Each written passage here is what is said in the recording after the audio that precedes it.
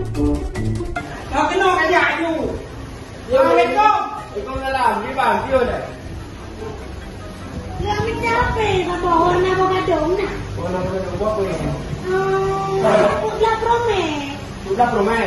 Oh, putlah promeh tadi. Hai, bate ni kuat boh kenong kakak boleh kerja dari lok semawai ke pegang lok kena bate ni before kena dia ada HP iPhone. Baru yang penting ini apa kena ini ujai kena kakak mau dua beli luar ujai barang ini. Ready barang pun ke ni? Barang kadung je lemah je lah yang bogadong pokoknya. Oh, okey. Warna ungunya mana? Ya. Okey. Warna ungu, okey, nampak. Nanti. Ya, lagi nya. Bogadong ah. Oh, bogadong warna ni. Ya, lagi nya.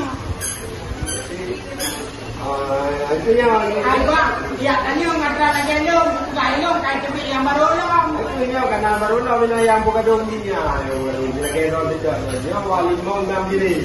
Waktu mau pernah ni. Oh. Dukun lah dalam ah. Saya long.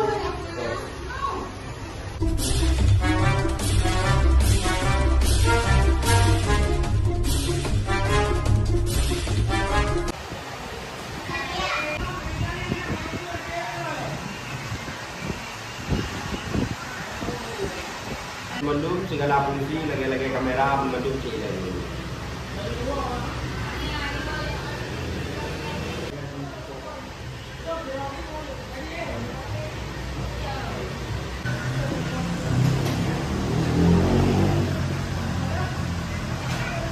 Nya cedera mendung. Udah terang yang perle HP iPhone, yang lagi kadir taknya kamu belau. Nya ni langkah laju, bak saya ni Apple Store. Nah, Apple tempat ini mana aja. Pertama di Batok, yang kedua di Like, yang ketiga di Simpang Surabaya. Ni langkah lebih benar, nyadar dengan depannya.